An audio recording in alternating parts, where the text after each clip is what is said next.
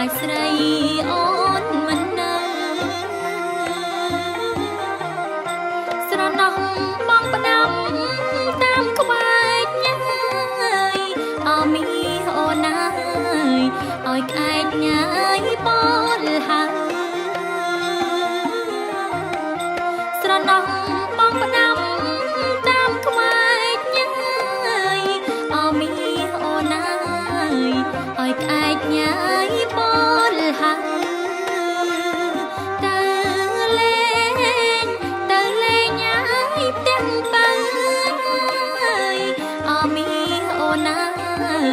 សំដៅឲ្យសំ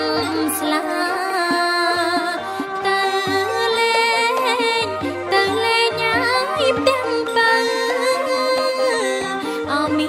អូនអើយសំដៅឲ្យសំស្លា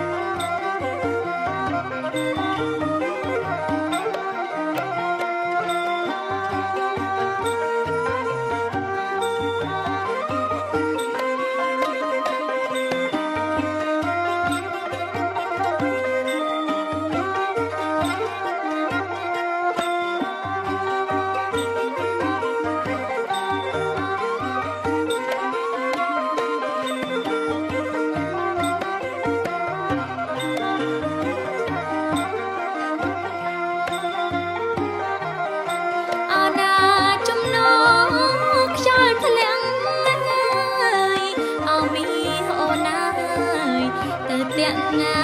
យដំរីអណាចំណងខ្យល់ធ្លាក់អមីអូនណា